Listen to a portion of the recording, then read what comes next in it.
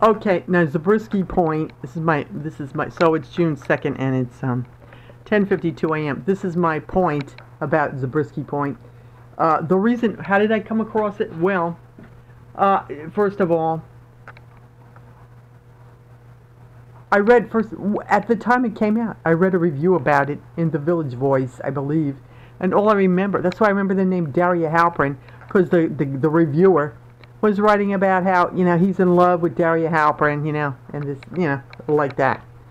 So, and I remember the name of the movie. I don't think I saw the movie at that time. And then recently, last year, when I'm just like looking things up on the internet, and I was reading a review of a play by Christopher, the play was of Christopher Durang play. I forget who the reviewer was, and Christopher Durang was talking about Dario Fo. Dario Fo, who's F-O, and she is my foe, right? I guess she thinks of herself that way. He's an Italian, is he a playwright or writer of some kind? So that made me think of Daria Halpern, so I looked up the play, I looked up the movie.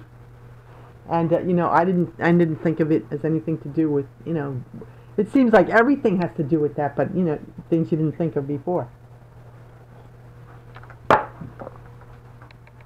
So, see how these guys come in and out of here all the time.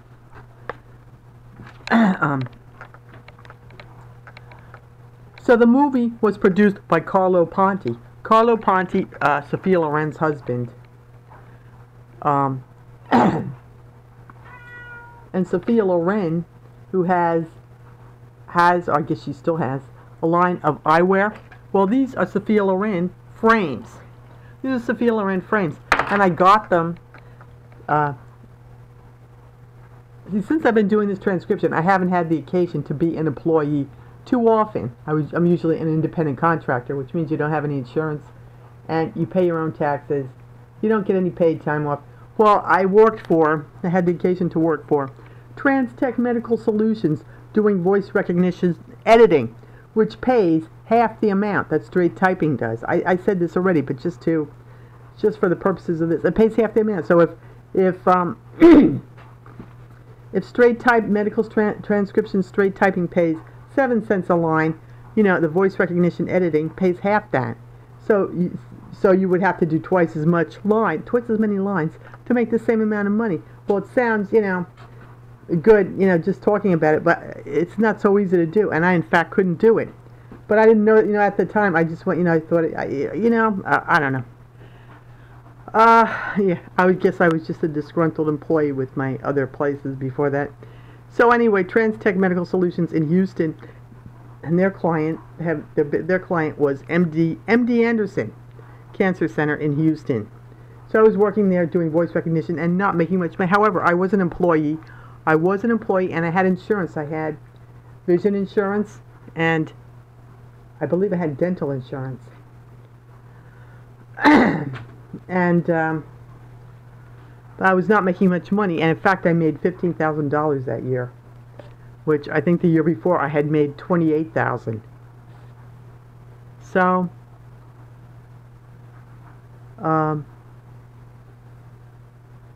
so I was working for Trans-Tech Medical, and that is why I got these glasses. I went to because I made an appointment because I needed new glasses badly. I got 2 pairs of glasses.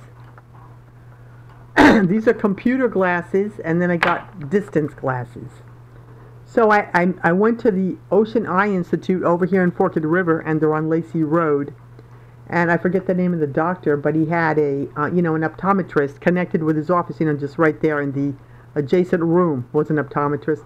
So optician, I should say, an optician, right? That's the eyeglass doctor, right? Or so.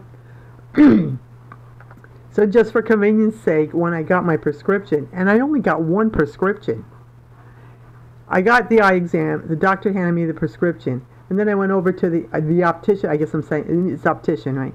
And he said, did he give you a prescription for, what did he say, for the computer or for one of them? And I said, no, I only got the one. He said, well, I'll check with him. So anyway, he didn't have much of a selection of frames. But there were these, and these are the Sophia Loren. And then I got some wire rim frames for my distance glasses, and in fact, they're destroyed. They fell apart a long time ago, a while back. And another note, so that was in June 2013. In July 2013, we had, July 9th, we had Jeter's 11,000th hit. So, did I say 2013? 2011. 2011. So I'm getting my years mixed up. That was in June 2011. In July 2011, July 9th. And I remember it because it was a Saturday. I was sitting here minding my own business, doing some work because, in fact, I was working on my transcription. And I knew, that Jeter's 3,000th hit was coming up or whatever. So, I heard some weird things. First of all, in the transcription, and I think I said this before, the doctors say weird things. Along the same veins of now everybody's heard the stuff that's over the TV and the radio and on the internet. Well, the doctors in my transcription were saying things, secretive little meanings, you know what I mean? That was like driving me crazy. Then I turned on the radio and Richard Neer was on. It was a Saturday. And he said something also weird. I don't remember what it was. But now all of a sudden I thought, oh, I should be concerned with Jeter's 3,000. I wasn't even watching the TV. At some point, I turned on the TV. And as a matter of fact, there was Kim Jones interviewing Derek Jeter's father. I just went to the Berkeley Isle, which I showed you. Right. What it looks like now. The Berkeley Island State County Park. And walked around. I don't know why. It's just weird. You feel like people are trying to get your attention or get you to react, respond. In other words, sort of like Pavlov's dog, like they ring the bell and you take off for parts unknown, right? So I just went to Berkeley Island Park, and I walked around and I came home, and oh, I know. And before that, but I had flipped out. I flipped out with my transcription. That's what it was, and I just flipped out. I told you the story already, but I don't know if I told it. It was a long time ago. I just started taking the. First of all, you download the.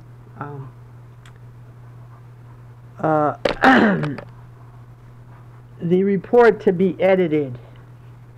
So I was just, downloading and setting that. So I didn't do anything to it. I mean, just, and you get this idea, and this was a recurrent thing, and it happened to me a couple times before, that you just have to, on the spot, that minute, just throw everything away. Cut all ties with everything. Just throw everything. So in other words, to prove that your sincerity in some way, that you're ready to start over or something. And this is the weird stuff that goes through your mind. And it happened to me before. Like, even when I was in my Mount Arlington condo, I threw all my clothes, everything. I threw all the stuff in the garbage while I was living there. And then eventually, I wasn't living there anymore. But, so, yeah. So, with regard to my transcription, I felt like, well, just, blow through this, just send it out. And, just send it out. So I did. I didn't do anything. And then the phone was ringing, and I knew it was the company calling me up. But so anyway, so then I called them, and I quit. I quit the job. So I didn't have any job. July 9th, 2011. And I believe also in 2011, because I worked for a place,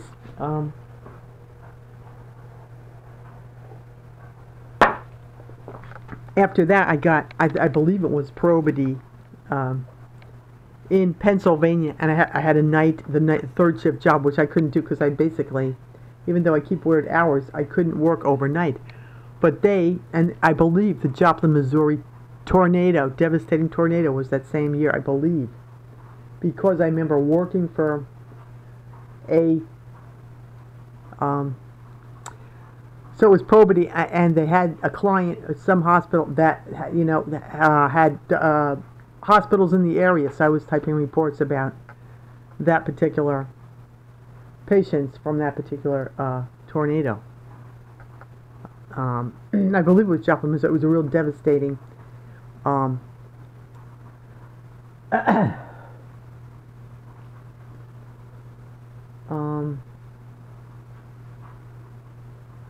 what happened? Oh, I know. I was working. I know.